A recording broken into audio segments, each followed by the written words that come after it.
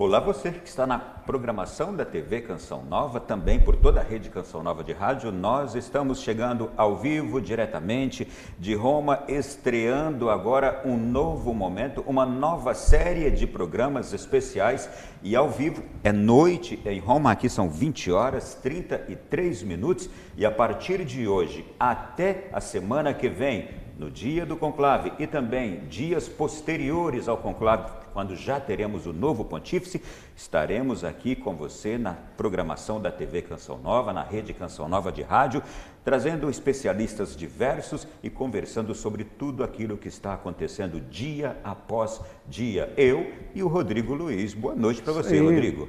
Boa noite, Ronaldo. Boa noite a toda a família Canção Nova. Que alegria chegar até o Brasil, Portugal, chegar aí na tela do seu celular para a gente partilhar esse momento, levar tudo o que está acontecendo aqui no coração da igreja. A gente dizia isso, nosso desejo é deixar você por dentro do conclave, né, Ronaldo? Dias bastante cheios e a gente quer sempre ao final de cada dia, não é, Rodrigo? Estar compartilhando com você do Brasil, de Portugal, de outros lugares no mundo afora, onde a TV Canção Nova chega, a Rádio Canção Nova chega. Esse é o nosso intuito, sempre ao final de cada dia, a partir de hoje, aqui em Roma, no coração da igreja.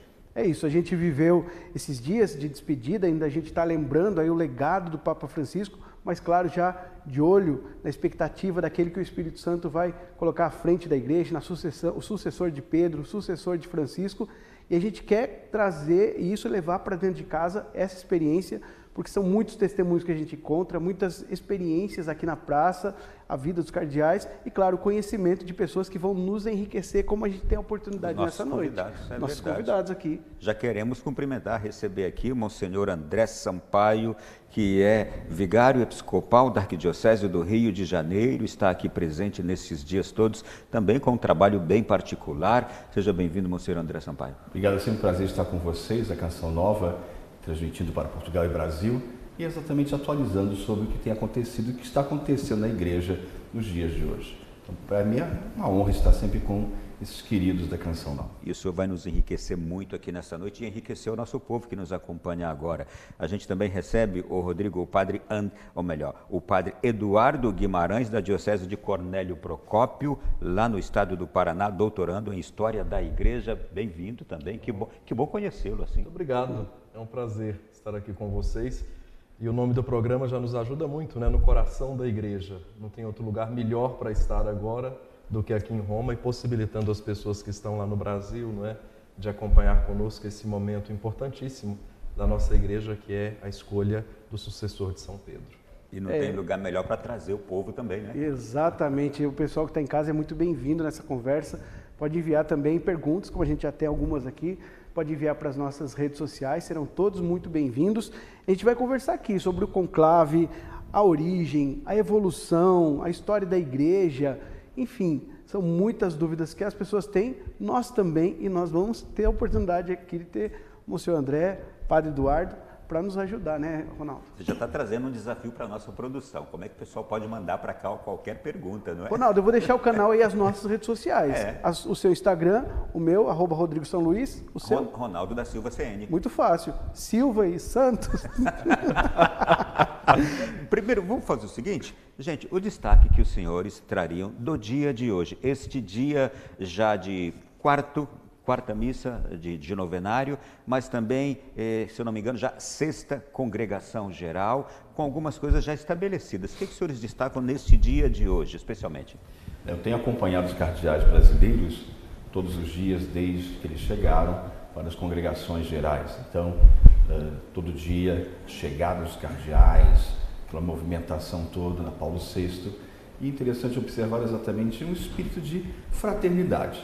Muitas vezes o mundo lá fora, né, influenciado por algumas linhas, ideologias e pensamentos, acha que é, digamos, um grande campeonato onde todo mundo está concorrendo com todos. Não, é um espírito de fraternidade. Os cardeais chegam, se falam, se abraçam, brincam um com o outro e vão entrando então para começar as congregações.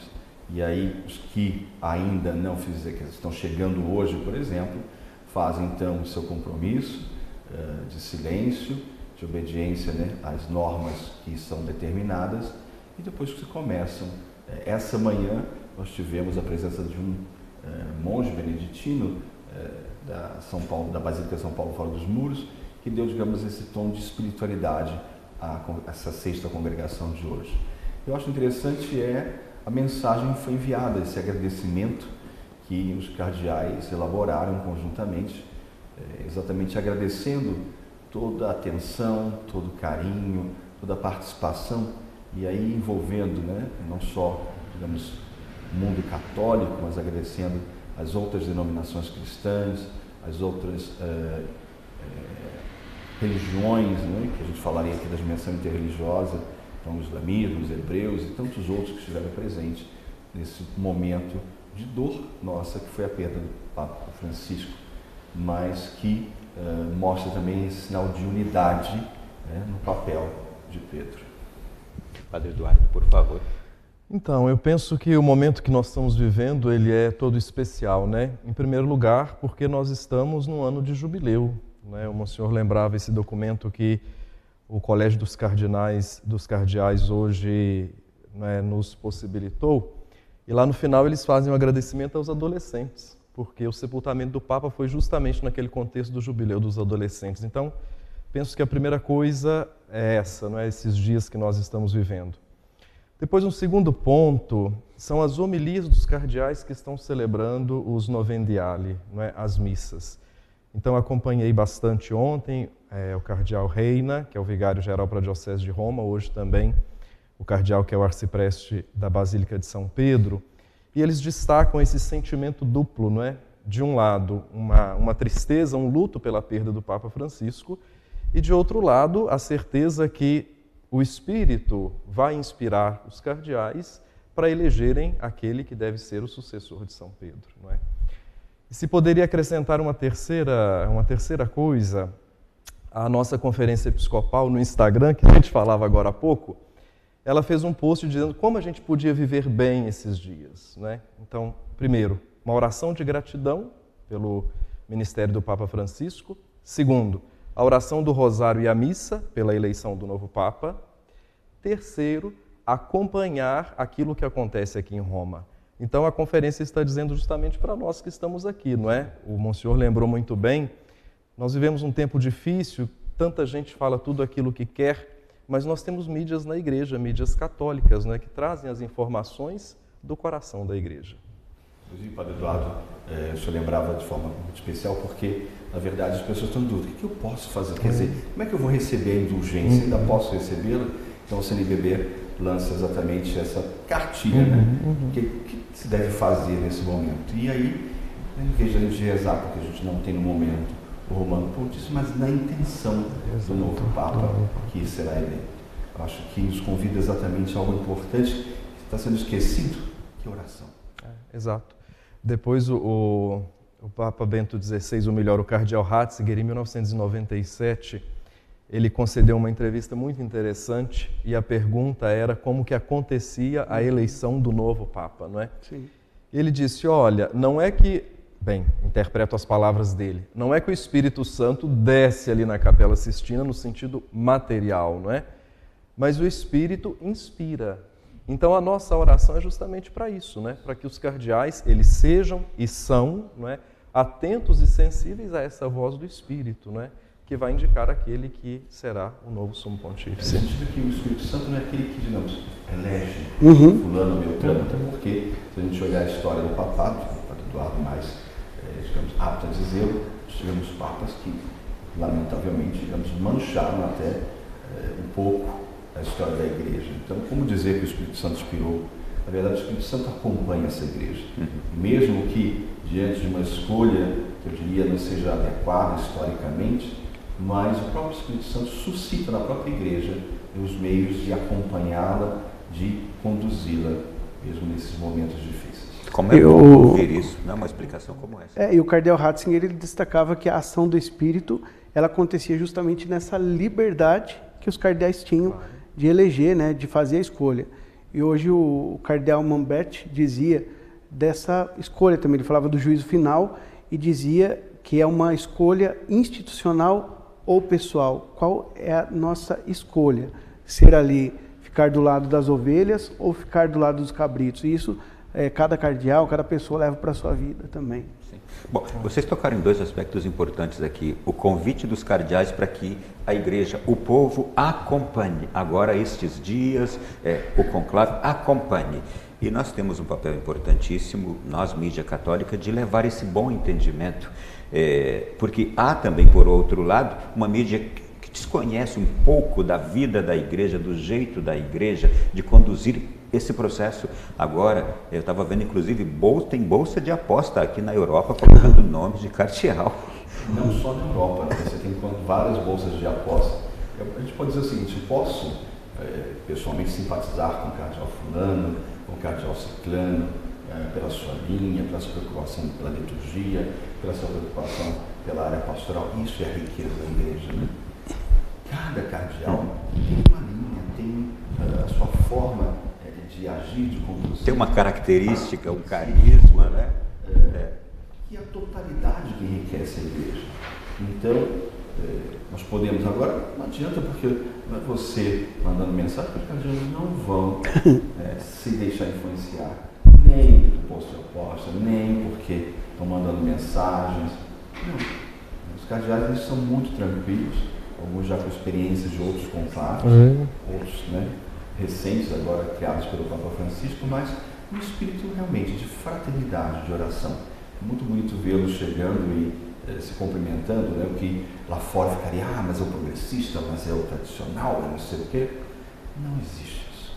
Existem homens de Deus com uma grande missão de nomear o sucessor de Pedro. Talvez a gente teria que ajudar um pouco os nossos católicos a fazer esse caminho, porque em um determinado período da história da Igreja é fato que esses critérios políticos eles pesaram muito. E o senhor disse, e o cardeal Ratzinger disse também, que tiveram papas na história da Igreja, que o Espírito Santo seguramente não queria aqueles papas ali, mas é o Espírito que conduz a Igreja.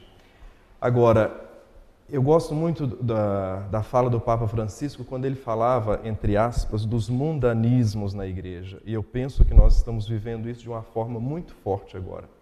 Porque quando o meu critério para a espera do novo Papa é que ele seja ou progressista, ou conservador, ou de direita, ou de esquerda, que é o que a gente escuta na maioria das vezes na mídia secular, nós já colocamos uma barreira, porque nós católicos estamos esperando o sucessor do apóstolo São Pedro. E nós já dividimos, inclusive. Exatamente, já dividimos. Então já acolhemos aquele que vai ser eleito com um prejuízo inicial, porque ele não é da minha linha. Mas não é isso, né? Nós estamos falando de igreja, de uma instituição divina presente na história. Ele já chega com uma rejeição. Exato. E foi o que aconteceu com o cardeal Ratzinger. Lamentavelmente, quando da sua eleição, que também não se esperava, mas há um alemão, então carregaram a imagem inicialmente do cardeal Ratzinger, depois Bento XVI, com uma carga, o alemão, aí vem a questão do nazismo, não é nada disso, né? Então, esse é um outro grande problema e é preocupante. É a minha projeção em cima daquele que virá. Quem esperava Papa Francisco? Quem esperava Karol Wojtyla? João Paulo II. João Paulo II já foi assim a grande guinada dentro da história da Igreja, na história dos Papas. Rezar e esperar que aquele Papa responda aos anseios daquela época. Isso que acontece na Igreja, que eu acho mais formidável, apaixonante nesse sentido. Cada momento teve um Papa dado. Não é aquilo que eu quero. Isto é, as bolsas de aposta de outrora eram expectativas, eram pensamentos quanto a um ou outro e falharam, né? Eu acompanhei, inclusive jornalisticamente, seja a sucessão de João Paulo II, de Bento. Eu posso dizer que quem entrou candidato saiu cardeal. Serve para hoje também. Esperava é que foi eleito. Serve também para hoje, naturalmente, não é? Eu me lembro do meu professor de História da Igreja lá no Brasil, Padre Jurandir Coronado, estava para sair, não é, o conclave que elegeu o Papa Francisco, e nós estávamos lá numa disputa. Ele disse assim: bem, nós precisamos acreditar no Espírito Santo, não é? Que é Ele que age, porque do contrário, pode fechar as portas da igreja, não é? Então, de fato, por isso que essa dimensão da fé, da oração agora ela é fundamental, não é? E da abertura do coração. E o Espírito Santo age exatamente no momento em que é proposto, por exemplo, a esses cardeais, a reflexão, a pregação da manhã de hoje com o monge beneditino, o abade lá de São Paulo, fora dos muros, e também nesse mesmo espírito de fraternidade em que eles se encontram, se reúnem. Quantas vezes nós, em outros momentos, estamos pensando algo, quando a gente se reúne com um grupo e que estamos ali dispostos a ouvir a voz de Deus, nós mudamos aquilo que a gente trouxe dentro, não é verdade? Com certeza, até conversávamos de manhã, Sim. exatamente sobre a reflexão que foi colocada e se centralizava no coração de Jesus. Isso mesmo. Desse coração, toda a questão da humildade, da acolhida e tantos pontos que foram colocados por cardeal. E o cardeal destacava isso, o abade, né, de se colocar nas mãos de Deus como um vaso nas mãos do oleiro, e aí ele trazia essa imagem do cenáculo, reunidos na sala do andar superior, e deixar ali se surpreender pelo Espírito Santo. É isso que nós estamos vivendo nesse momento, no coração da igreja. Olha, essa preliminar aqui foi boa, tá? Foi só o primeiro bloco, a gente precisa ir para o intervalo, a gente volta já para conversar agora sobre o que está proposto, tá bem? Combinado. A gente ainda não começou, ok? Tá bom, para o intervalo, é bem rapidinho aqui na programação da Canção Nova e voltamos já. Até já. Olá, estamos de volta aqui no Coração da Igreja, ao vivo de Roma. Nosso assunto hoje, conclave. A gente quer deixar você atualizado, tirar suas dúvidas. Aqui no nosso estúdio, Ronaldo da Silva e eu recebemos Monsenhor André Sampaio, Padre Eduardo Guimarães, para a gente conversar. E olha, temos participação na rede social, Maria Guimarães, Bragança Paulista, São Paulo. Ela dizendo assim, ó, muito bom ter vocês aí, acompanhando tudo e nos deixando bem informados. Vocês são gente do bem, bom trabalho com as bênçãos dos nossos santos padres. Obrigado, Maria, pela sua participação. Então a gente quer entrar, a gente já falou aí do dia de hoje, de tudo que a gente tem vivido nesses dias, mas vamos entrar no assunto do conclave, Ronaldo. Vamos lá para a história, para o início do cristianismo, vamos dar uma passeada por essa história. É isso que o nosso povo está querendo saber mesmo aqui. Olha, parabéns pelo programa, estão dizendo, o microfone do Monsenhor está baixo? Estava, tá? Agora vai melhorar, tá? Estamos juntos em oração com a nossa igreja, que amamos muito, minha família é toda protestante, só eu sou católico e amo a nossa igreja. Expliquem aí como é feito entre os escolhidos para eleger o sucessor de Pedro, os critérios entre eles, etc e tal. É a pergunta do Elson Barbosa, aqui não colocou a cidade dele. Um abraço, viu, Elson? Ok, então vamos entrar no assunto, né? Vamos, bora. Bom, Ô senhor, o microfone está funcionando? Eu acho que sim, vocês estão me escutando agora, né? Então, a gente começa exatamente sobre esse critério, não é, Padre Eduardo? A história do conclave, como é que nascem esses processos de escolha do sucessor de Pedro? Sim. Bem, a igreja tem mais de 2000 anos, não é? Então, é claro que, primeira coisa, que não foi sempre assim, não é? Foi evoluindo no tempo. E isso que é o bonito na igreja, não é? Porque nós aprendemos e nos damos conta que a igreja é uma instituição dinâmica na história. Então, bem, São Pedro, claro, foi escolhido por Jesus, não é? Que pediu a ele que guiasse a sua igreja, que fosse o primeiro dos apóstolos. Depois, com a morte de São Pedro, esse processo foi um pouco mais restrito aqui a Roma, não é? Entre os presbíteros, os padres de Roma, e com uma certa participação do povo, com uma aclamação. Não é? Então elegemos esse aqui, que bom. Um pouco assim simplificado. Depois, já bem no início, o que acontece? O Papa, ele não é só o bispo da Igreja de Roma, né? Em primeiro lugar, é claro isso, mas ele tem também uma influência social e política. E aqui começa um pouco a influência das aristocracias, das famílias ricas também, não é? Chegando até a quererem que o papado fosse passado de um irmão para o outro. Então já é uma mudança aí depois do século IV, V, não é?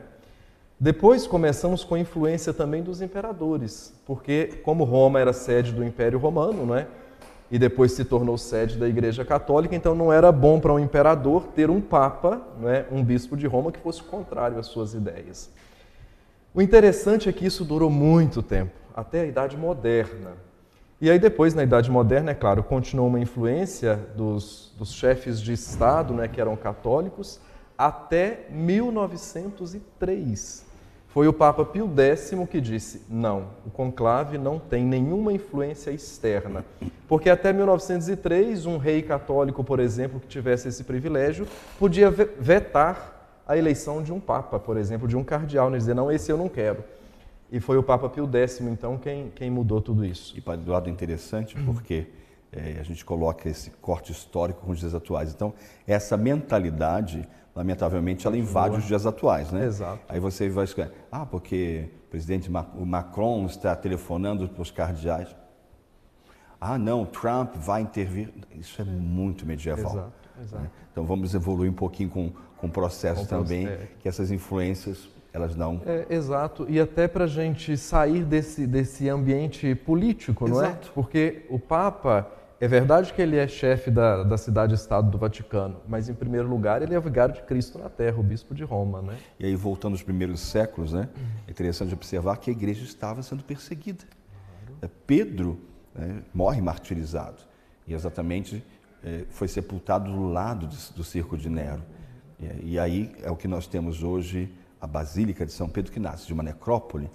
E acho que o único resquício desse circo de Nero é o obelisco no meio da Praça de São Pedro, que estava também no meio lá do circo de Nero. Mas aí compreender que até Constantino, nós temos então um período de perseguição. Sim. E aí só consegue, no Edito de Milão, essa paz. Mas, foi Constantino que fundou a igreja, né? Boa pergunta, né? Não, evidentemente. E a gente vê exatamente, né? Toda a sucessão, Pedro, Lino, Cleto e assim por diante. Isso que o senhor traz é muito bonito, porque, por exemplo, no funeral do Papa, não é? Ele é enterrado de vermelho e também os cardeais, os padres estão todos de vermelho, os diáconos, né? E tem ligação justamente com isso.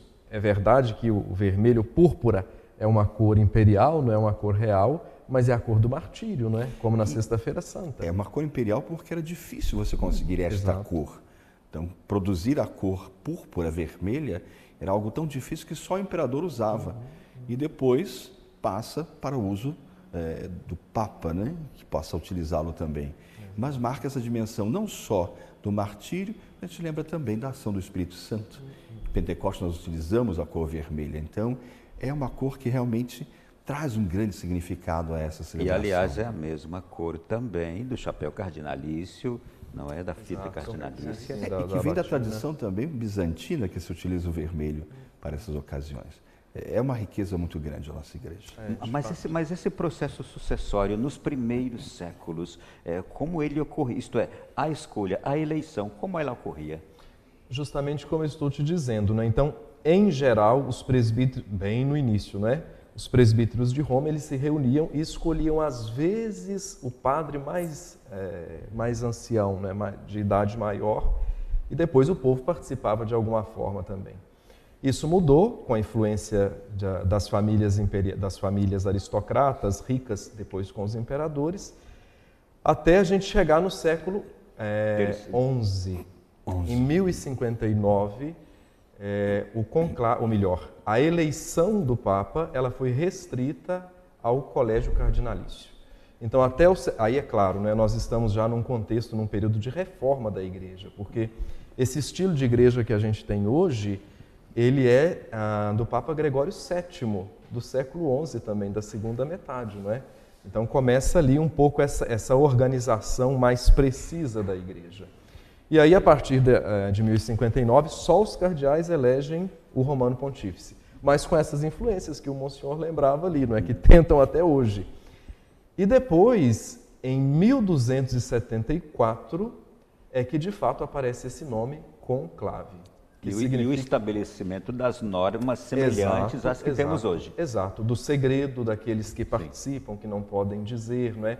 Também do fato de conclave significa justamente isso do latim, não é? Fechado a chaves.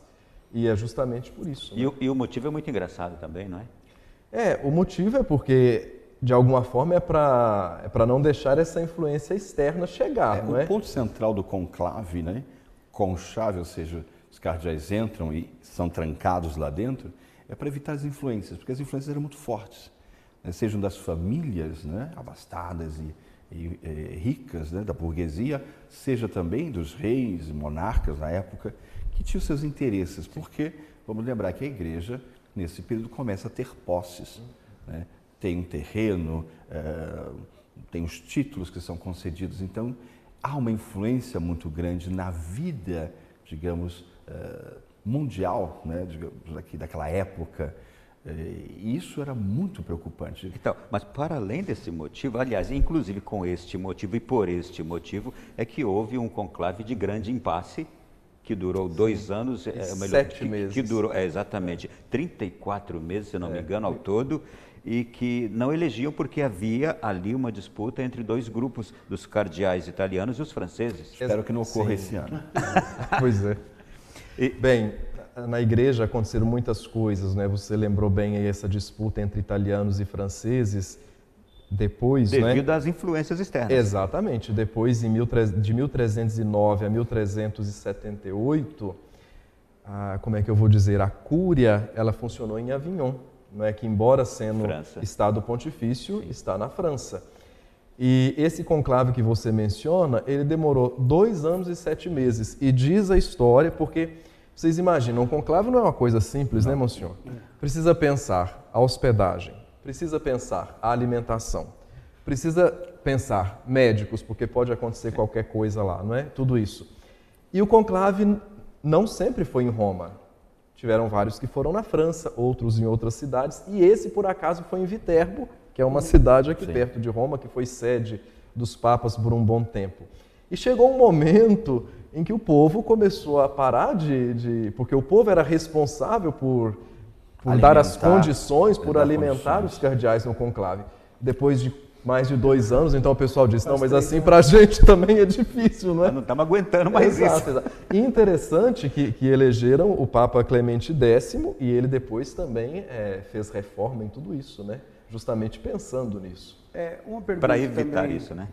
Hoje é dia de Santa Catarina de Sena. O Papa não estava em Roma, e aí vocês foram falando das sedes dos papas. Nós estamos aqui hoje em Roma, coração da igreja, mas como era nessa época em que o Papa não estava em Roma, chegou a ter mais de um Papa, como que foi isso?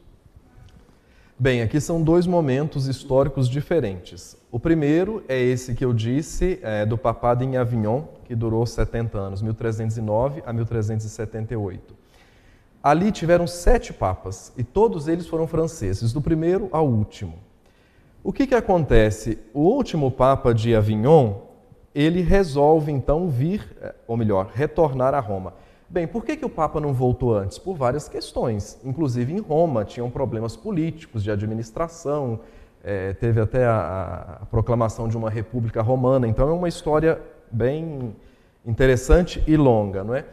Mas você lembrou bem, nós celebramos hoje Santa Catarina de Sena e o Papa não voltou a Roma só por causa dela. Mas ela ajudou. Muito. Primeiro, porque ela escrevia cartas para o Papa, dizendo para ele, o Papa precisa estar em Roma.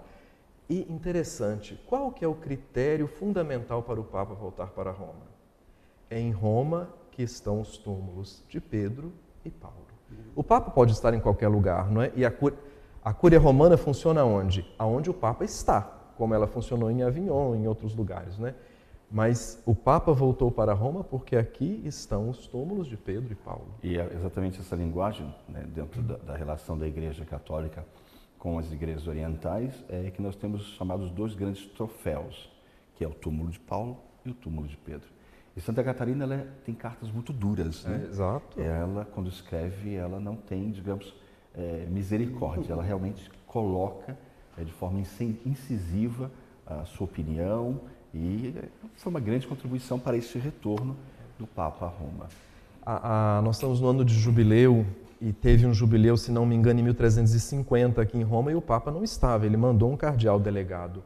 E Santa Catarina de Sena disse, o jubileu está muito bonito, tem muita gente, mas não tem o Papa, não é? E o segundo momento foi justamente o chamado cisma do Ocidente, que foi um dos momentos que a igreja mais sofreu na sua história, né? Porque o Papa voltou para Roma, depois ele morreu, elegeram um Papa italiano, os franceses não aceitaram, os cardeais franceses não aceitaram, elegeram outro Papa em Avignon e ficou essa disputa, um Papa em Roma, um Papa em Avignon. fizeram um concílio em Pisa, aqui na Itália, para resolver essa questão, e foi eleito um terceiro Papa. Olha. Então nós tínhamos um Papa em Roma, um Papa em Avignon e um Papa em Pisa. Como que isso se resolve? Com o concílio de Constança, que em 1417 elege o Papa Martinho V, e aí os outros 3 papas, um deles foi preso, os outros 2 abdicaram, né? E voltou a paz, digamos assim, na igreja mais uma vez. Se posso, queria fazer uma nota de rodapé. Às vezes as pessoas falam da igreja e dizem assim, né, Monsenhor? Porque na Idade Média... É verdade, a igreja teve os seus pecados, mas ela superou. E quando a igreja teve mais pecados, foi o período que a igreja produziu mais santos. Então a igreja é divina. Inclusive muitos desses papas contestados e desses de não tão boa fama, canonizaram e beatificaram grandes santos que temos hoje. E não só, as pessoas falam muito, por exemplo, do Alexandre VI, né, que foi um papa realmente tremendo. Meu xará Rodrigo. Exato. Mas a história diz que no final da vida dele, ele se converteu. E é importante lembrar que o papa, não é que ele já era bispo, ou padre, ou diácono. Muitas vezes ele era um clérigo, e clérigo não significava uma pessoa ordenada, podia significar um leigo, por exemplo. Então, o fato de o Papa na história ter filhos não quer dizer que o padre ou o bispo teve filho, mas que ele, antes de ser Papa e de ser ordenado diácono, padre e bispo, tinha tido esses filhos aí. E até gera aqui uma boa pergunta agora. E quem pode ser Papa? Um leigo pode ser escolhido Papa, e aí? Existe a possibilidade? Sim. Porém, com as novas normas da Igreja, na verdade, se elege o Papa a partir do colégio cardinalício. Então, digamos que a evolução da própria dimensão canônica, né, das leis da Igreja pede que essa eleição seja feita a partir, inclusive, João Paulo II tirou a aclamação, né? Antigamente já se podia eleger um Papa aclamando, né? Todos batiam palma, eram de acordo, Ronaldo, novo Papa. Então, elegemos. Então, não mais agora. Quem tinha maior torcida. Exato. Então, é por votação em cada qual vota.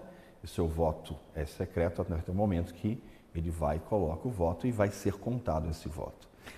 Eu tenho uma outra pergunta, vou deixar para o nosso próximo bloco, Rodrigo, que é esta representatividade, esta figura de grande relevância de outrora, de séculos atrás, milênio atrás, do Papa, ainda hoje se reveste também de tão grande importância, ou qual hoje a representatividade que tem essa figura papal? Porque nós vimos o que aconteceu aqui no sábado passado, nenhum líder na face da terra hoje congrega as autoridades, os grandes da terra, como fez um Papa, morto, inclusive.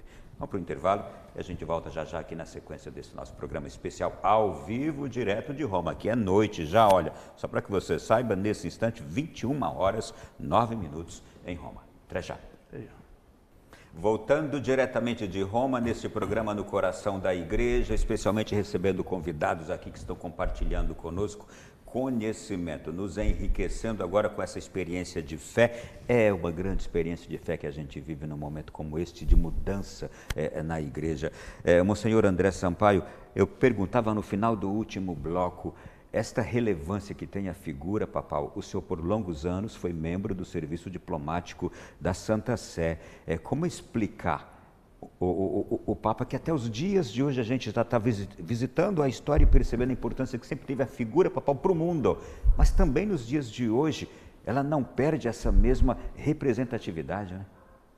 A gente observar primeiro que a Santa Sé estabelece relações diplomáticas com 183 países. Eu poderia dizer que é um dos países que tem a maior relação com outros países, porque o total são de 190 e alguma coisa. Então, se nós estamos com 183, então nota-se a importância e o desejo de que as nações tenham essa relação diplomática com a Sé de Pedro. Inclusive com alguns que não comungam da fé católica ou que são confessionais em outras religiões, outro nós credo. temos países que ainda não temos relações diplomáticas estabelecidas formalmente, mas sempre há uma delegação que vem, que é a Arábia Saudita. Uhum. É um grande exemplo. Fazem questão, estão presentes, têm audiência com o Santo Padre, mas a Santa Sé não tem, por exemplo, essa relação diplomática já estabelecida entre os dois países, ou seja, que haveria um núncio lá e eles um embaixador aqui junto à Santa Sé. E é importante, Ronaldo, porque se a gente pensar essa relação, o Vaticano é que te dá essa possibilidade. Então nós temos um território, nós temos uma soberania, nós temos uma moeda, nós temos um transporte, tem uma estação de trem que sai lá de dentro, né? Então isso dá condições mínimas para que a Sé, a Santa Sé, tenha essa representação. Então é uma monarquia. Nesta representação, onde é que entra aí a Guarda Suíça? É o nosso exército? Nós temos aqui duas guardas. Tem a Guarda Suíça, que por um processo histórico, depois o Padre Eduardo vai conversar conosco sobre, vem proteger o Papa em um determinado momento da história. E continua até hoje essa possibilidade dos suíços jovens, que vão ter que fazer o serviço militar, podem fazê-lo na Guarda Suíça. Então, se consolidou essa tradição e tem a gendarmeria, que cuida exatamente da proteção do Estado Vaticano. Mas a representação não é do Vaticano, é do Papa. É a Sé de Pedro.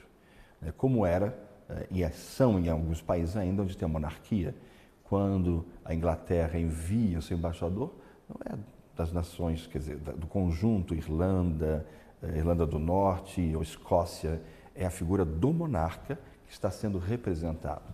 Tanto que a primeira representação diplomática que nós temos é com Veneza. Então, o Dó de Veneza envia seu representante e o Papa envia um núncio apostólico. Então, aí começa já o estabelecimento das representações pontifícias e que hoje nós temos por todo o mundo até.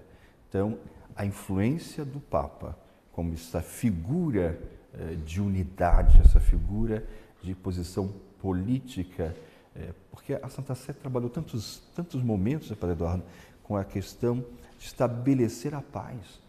Papa Francisco morreu pedindo a paz entre nações, entre países em guerra. Então a Igreja sempre foi esse bastião do sentido da preocupação das causas ou das consequências da guerra. Quem sofre? Os idosos, as crianças. Você tem a destruição. Para recuperar tudo isso, deixam chagas e marcas muito grandes naqueles que sofrem. Eu tenho aqui perguntas curiosas agora, viu, Rodrigo? A gente aproveitando, falando aqui da também figura tem. papal. O pessoal disse que está gostando muito do programa, enfim. Tem... Tá aí. Eu vou trazer uma curiosíssima agora, não é? Como e por que um novo Papa escolhe um novo nome ao ser eleito? É uma boa pergunta, viu? Bem, no início do cristianismo não era assim, né? Isso começa a partir da metade do século VI, com o Papa João II. E a questão é muito curiosa, é porque ele se chamava Mercúrio. E Mercúrio é o nome de uma divindade pagã. Então, justamente o que ele faz? Ele adota o nome do seu antecessor e se chama João II. E aí, depois dele, todos os outros papas, eles mudaram de nome, né? No site da Canção Nova tem um texto muito interessante do professor Felipe Aquino sobre isso, porque ele traz esse dado, não é, do Papa João II e depois ele faz uma coisa muito bonita, porque ele diz, o nome quer dizer missão. Então, se a gente pegar na Bíblia, Abrão, dopo Abraão, se a gente quiser no Novo Testamento, né, Simão, depois Pedro, e depois na vida religiosa, por exemplo, né, uma religiosa, em algumas congregações, mudava o nome, hoje também. Então o nome está muito ligado a isso, mas não foi sempre assim. Certamente o Papa Mercúrio pensou, olha, eu vou fazer aquilo que está lá na Bíblia. Exato, porque de fato isso é uma reflexão bonita que você fez. Se nós pensarmos Francisco, por que do nome, não é? Quando agora para o sepultamento do Papa, o Colégio dos Cardeais disponibilizou uma nota no site da Santa Sé, dizendo que, como os pobres foram os preferidos do Papa Francisco, então quando chegasse, né, o seu caixão lá na Santa Maria Maior, teriam lá essa representatividade de pessoas pobres, imigrantes, né, pessoas excluídas para acolher o Papa, porque ele escolheu o nome em função da sua missão. Sim. A escolha do nome, como o Padre Eduardo coloca, se nós olharmos os próprios arcanjos, né, Rafael, Gabriel, Michael, exprime a função, o anúncio de Deus, a cura de Deus, e depois Micael, quem como Deus? Uma pergunta em hebraico, né? Mihael. Então, o nome traz a missão, e isso já vem do Antigo Testamento, né? Pedro, Simão, e Jesus diz, não, tu, Quefas, tu és a pedra sobre a qual se edificará a igreja. E a gente então entende toda essa sucessão a partir disso. Então, o nome diz muito, tanto que atualmente fica essa preocupação, como se chamará, né? Vai ser Clemente e tal, Bento, né? Francisco II. João Paulo III, então, mas todos dizem, né? A escolha do nome já vai dar a orientação da linha que esse Papa vai tomar. Eu tenho uma pergunta aqui também. A Ângela Colli disse que está acompanhando o programa, está gostando muito lá em Campinas. Ana Lúcia em São Paulo também, está dando parabéns pelo programa. E aqui tem o João Fontanini. Ele diz o seguinte, se os papas em épocas diferentes, ele pergunta, os papas em épocas diferentes dizem coisas contraditórias, como na época de São Vicente Pallotti, o Espírito Santo ele atualiza a igreja ou existe alguma regra para a interpretação? Bem, eu não diria que os papas dizem coisas contraditórias. Eu usaria essa expressão que ele disse aí, não é? Em épocas diferentes. Isso é fundamental.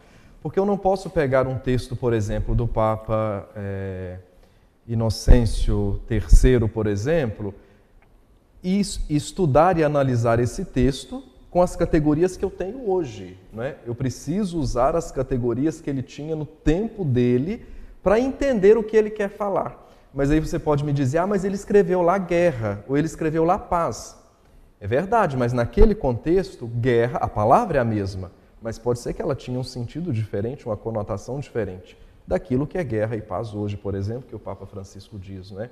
Então, contradição não, mas precisa considerar o tempo, ou até as uma compreensão, né? Por exemplo, Exato. Os meios de comunicação sempre foram bem vistos, ou algumas épocas eles tinham uma preocupação, ou agora, por exemplo, entrando inteligência artificial, um outro assunto que nem o Papa. Eu vou usar, Pedro, um exemplo bem claro, né? Jesus, quando fala da questão do divórcio, né? Aí dizia, né? Moisés mandava você fazer a carta, mas não é assim. Que Deus uniu o homem não separe. Então a igreja compreende a dimensão da nulidade matrimonial, ou seja, não houve o sacramento naquele momento. E aí vai se estudar realmente por que não houve. Nós poderíamos trabalhar as 3 perguntas que o sacerdote faz na hora do matrimônio, né? É por toda a vida que você promete ser fiel, promete gerar filhos com esse matrimônio. Então, se eu já tenho aqui, por exemplo, a questão dos filhos, então, depois que casei, filho, para que ter filho? Então você já está indo de contra aquilo que você disse no matrimônio, o bônus prole. Então isso anula. E aí nós temos toda a normativa, e Papa Francisco deu uma nova normativa, né? Ou seja, que houvesse a possibilidade de um processo breve, porque os processos são longos, é litigioso, né? Quase sempre quando você separa do outro, sempre é a briga, aquela questão. Mas você também tem, né, aqueles casais que sentam, dialogam e veem que houve realmente uma falha dentro do processo, lá no matrimônio. Então você consegue de uma forma que não seja litigiosa. Então é possível fazer esse processo de forma mais breve. Então nós vemos uma adaptação da doutrina, e não uma mudança da doutrina. Então isso que é importante entender. A doutrina em si é a mesma. Agora, como eu vou adaptando esta doutrina à realidade dos tempos, é uma outra questão. Tempos diferentes precisam de respostas diferentes. E rapidamente, isso explicaria alguns eventos históricos dos quais a igreja é muito criticada? Bem, isso aí é uma questão um pouco mais complexa, porque historicamente são fatos que aconteceram, não é? De fato. Explica porque naquele momento era daquele jeito que era possível resolver, não é? Então, por exemplo, um tema espinhoso como a Inquisição, que precisa ser mais bem entendida e mais bem estudada, para dar um exemplo. Naquele contexto, a compreensão é que aquilo era bom, porque resolvia várias questões, não é? Da heresia e tantos outros males. Quando nós olhamos hoje para trás, a gente diz, mas é impossível que isso era visto, não é, como uma saída razoável. Mas naquele tempo sim, não é? Tanto é que quando a igreja vai caminhando no tempo e amadurecendo, ela vai mudando posição também, não é? Isso precisa ser considerado. Para sem dizer qual Inquisição, né? Exato. Porque se faz uma mistura muito grande entre a Inquisição medieval e a Inquisição bem posterior, a gente chamaria a Inquisição Ibérica, Espanha e Portugal. Mas ninguém fala da Inquisição protestante. Né? E aí a gente vai ver a questão das bruxas que eram queimadas. A Inquisição protestante era muito mais violenta, mas não se fala muito sobre isso. Então, tem que contextualizar para poder entender a cabeça naquela época e por que aquilo se dava naquela época. Eu não posso colocar critérios atuais. O padre Eduardo coloca de forma muito clara, não dá para ler o fato histórico com critérios do mundo de hoje. Aí. Eu queria ter mais 1 hora de programa com Eu também, você porque hoje. tem pergunta aqui, viu, Ronaldo? E olha, a gente tem apenas aqui 1 minuto e pouquinho só para terminar. A gente responde nos próximos dias também.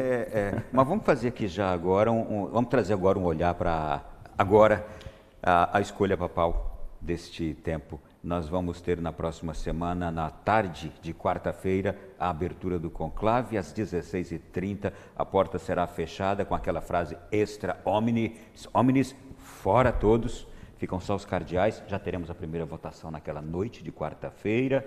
Rapidamente, uma reflexão breve dos senhores, a gente tem pouquíssimo tempo sobre agora esse momento que se aproxima. Diria que a comunidade cristã, ou todos, devemos rezar. Rezar para que o Espírito Santo ilumine a mente e o coração dos cardeais, para que realmente tenhamos um representante, papa, um pastor, à frente do povo de Deus, que possa nos guiar nesses tempos tão difíceis, com tantos desafios. Eu diria que nós brasileiros temos uma responsabilidade enorme nesse conclave, porque dos 135 votantes, o primeiro grupo é da Itália, são 17, o segundo grupo dos Estados Unidos, 10, e o terceiro grupo é dos brasileiros, são 7 cardeais. Então, o Monsenhor lembrou muito bem, não é? A oração, e a nossa precisa ser intensa, para que de fato, não é, o Senhor escolha através dos cardeais aquele que Ele quer que seja o seu vigário aqui na terra. E dou um furo, não são mais 135, 2 já não virão por motivo de doença, então temos 133. Rodrigo, é com você agora, encerra tudo. É isso aí, Ronaldo. Não, essa conversa está muito boa. Nos próximos dias a gente vai trazer informações, boas entrevistas. Todos os dias aqui, nesse mesmo horário? Todos os dias nesse mesmo horário, ou se tiver alguma mudança, a gente vai também divulgar aqui. E a gente vai trazer as perguntas que foram sendo enviadas nos próximos dias também, né? E ao longo da programação, porque a programação da Canção Nova continua, daqui a pouco a gente volta a se encontrar por aí. E conforme pediram os cardeais, hoje, por favor, continuem acompanhando o conclave, as informações, rezando pelo conclave, pelos cardeais e acompanhando, por exemplo, aqui no canal Como a Canção Nova, que traz esse bom entendimento, como a gente teve aqui nesse pouco tempo, mas que conversa agradável e enriquecedora. Tenho certeza que quem está em casa está dizendo isso, né? Obrigado, foi um prazer tê-los aqui. Nós que agradecemos. Muito e obrigado. até breve. Valeu, Rodrigo. Valeu, Ronaldo. Até amanhã. Juntos no coração da igreja. Até amanhã.